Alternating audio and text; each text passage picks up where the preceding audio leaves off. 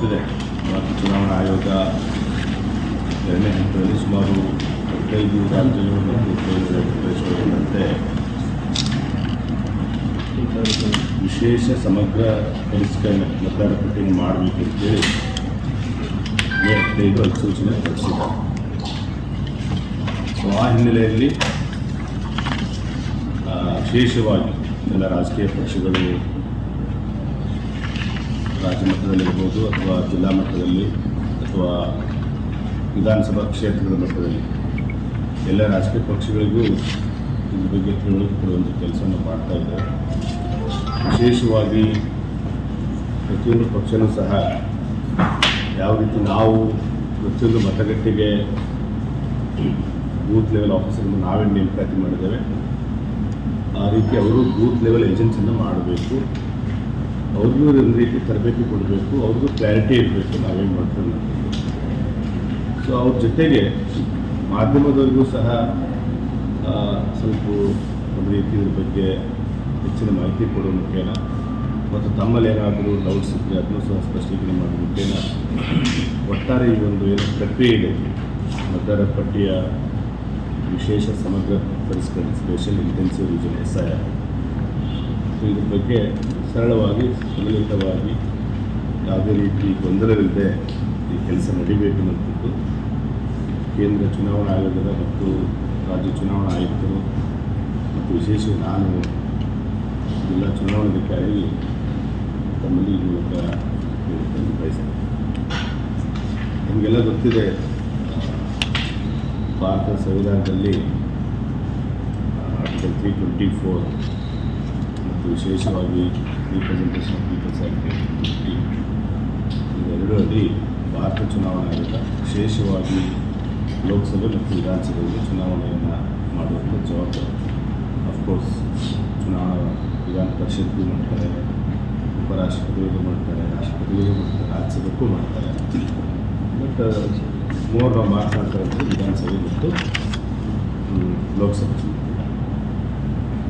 So overall superintendence direction and control ಅಂತ ಚುನಾವಣಾ ಆಯೋಗ ಇದೆ. ಅದರಡಿ ವಿಶೇಷವಾಗಿ ಚುನಾವಣೆಗಳನ್ನು ಭಾಳ ನ್ಯಾಯಸಮ್ಮತವಾಗಿ ನಡೆಸಬೇಕು ಅಂತಂದರೆ ಹೆಲ್ದಿ ಎಲೆಕ್ಟ್ರಲ್ ರೋಲ್ ಅಂದರೆ ಆರೋಗ್ಯಕರವಾದಂಥ ಮತದಾರರ ಪಟ್ಟಿ ಬಹಳ ಅವಶ್ಯಕತೆ. ಯಾವುದೇ ಒಂದು ಪ್ರಜಾಪ್ರಭುತ್ವ ವ್ಯವಸ್ಥೆಯಲ್ಲಿ ನಾವು ಜನಪ್ರತಿನಿಧಿ ಆಯ್ಕೆ ಮಾಡಬೇಕು ಅಂತಂದರೆ ಚುನಾವಣೆ ಇರ್ತದ್ದು ಬೇಸಿಕ್ ಫೌಂಡೇಶನ್. ಯಾವುದೇ ಒಂದು ಚುನಾವಣೆ ಚೆನ್ನಾಗಿ ಆಗಬೇಕು ಅಂತಂದರೆ ಅಲ್ಲಿರುವಂಥ ಮತದಾರರ ಪಟ್ಟಿ ಪ್ಯೂರ್ ಆ್ಯಂಡ್ ಹೆಲ್ದಿ ಎರಡೂ ಇರಬೇಕಾಗುತ್ತೆ. ಸೊ ಆ ನಿಟ್ಟಿನಲ್ಲಿ ಭಾರತ ಚುನಾವಣಾ ಆಯೋಗ ಈ ಮತದಾರರ ಪಟ್ಟಿಗಳನ್ನು ಕಾಲಕ್ಕೆ ಪರಿಷ್ಕರಣೆ ಮಾಡುವಂಥ ಕೆಲಸವನ್ನು ಮಾಡ್ತಾರೆ. ನಾವು ನೋಡ್ಬೋದು, ವಿಶೇಷವಾಗಿ ಪ್ರತಿ ಚುನಾವಣೆ ನಡೆಯುವ ಸಂದರ್ಭದಲ್ಲಿ ಮಾಡ್ತಾರೆ. ಎನ್ಯುವಲ್ಲಿ ನಾವು ಸ್ಪೆಷಲ್ ಸಮ್ಮರಿ ರಿವಿಷನ್ ಅಂತ ಮಾಡ್ತೇವೆ.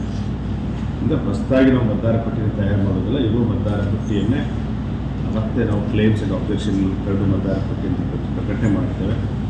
ಅದಕ್ಕೆ ಯಾರಾದರೂ ಆಕ್ಷೇಪಣೆ ಸಲ್ಲಿಸುವಂತಿದ್ರೆ ಅಥವಾ ಕ್ಲೇಮ್ ಇದ್ದರೆ ಮಾಡಿ ಪ್ರತಿ ವರ್ಷ ನಾವು ಜನವರಿಗೆ ಒಂದು ಅಂತಿಮ ಮತದಾರ ಪಟ್ಟಿಯನ್ನು ಕೊಡ್ತಿರುವಂಥ ಕೆಲಸ ಮಾಡ್ತೇವೆ. ಅದರ ಜೊತೆಗೆ ಈ ವಿಶೇಷ ಸಮಗ್ರ ಪರಿಷ್ಕರಣೆಯನ್ನು ಸಹ ಭಾರತ ಚುನಾವಣಾ ಆಯೋಗ ಮಾಡ್ತಾ ಬಂದಿದೆ. ಇದು ಪ್ರತಿ ವರ್ಷ ಮಾಡುವಂಥ ಪ್ರಕ್ರಿಯೆಯನ್ನು ಕಾಲಕ್ಕೆ ಮಾಡ್ತಾರೆ. ವಿಶೇಷವಾಗಿ ತಾವು ಭಾರತ 1951ರಿಂದ ಸ್ವತಂತ್ರ ಬಂದ ನಂತರ ತಾವು ನೋಡ್ತಾ ಹೋದರೆ ಹಲವಾರು ಬಾರಿ, ಕೆಲವೊಂದು ಬಾರಿ ಏಕಕಾಲಕ್ಕೆ ಮಾಡಿದ್ದಾರೆ, ಕೆಲವೊಂದು ಆಯ್ದ ರಾಜ್ಯಗಳಲ್ಲಿ ಮಾಡಿದ್ದಾರೆ, ಅಂದರೆ 2-3 ಫೇಸಲ್ಲಿ ಮಾಡಿದ್ದಾರೆ. ಸೊ 51 ಹಿಡ್ಕೊಂಡು ಕಳೆದ ಲಾಸ್ಟ್ ಅಂತಂದರೆ 2002-2004ರಲ್ಲಿ 50-51ರಲ್ಲಿ ಮೊದಲ ಪಟ್ಟಿ ಆಯಿತು, ಫಸ್ಟ್ ಟೈಮ್. ಸೆಕೆಂಡ್ ಟೈಮ್ 57-50ರಲ್ಲಿ ವಾರ್ಷಿಕವಾಗಿ 20% ಮಾಡ್ತಾ ಬಂದರು. ನಮ್ಮದು 30 ರಾಜ್ಯದಲ್ಲಿ ಆ ರೀತಿ ಮಾಡ್ತಾ ಬಂದರು. ಈಗ ಕೊನೆಯದಾಗಿ 2002-04ರಲ್ಲಿ 29 ರಾಜ್ಯಗಳು ಮತ್ತು ಕೇಂದ್ರ ಪ್ರದೇಶಗಳಲ್ಲಿ ವಿಶೇಷ ಸಮಗ್ರ ಪರಿಷ್ಕರಣೆಯನ್ನು ಮಾಡಲಾಯಿತು. ಸೊ ಕರ್ನಾಟಕದಲ್ಲಿಯೂ ಸಹ 2007ರಲ್ಲಿ ಹಿಂದಿನ ಬಾರಿ ವಿಶೇಷ ಸಮಗ್ರ ಪರಿಷ್ಕರಣೆ ಆಗಿದೆ. ಸೊ ಯಾಕೆ ಮಾಡಬೇಕು ಅನ್ನುವಂಥದ್ದು ಮೊದಲನೇ ಪ್ರಶ್ನೆ. ನಾನು ಈಗಾಗಲೇ ಹೇಳಿದೆ,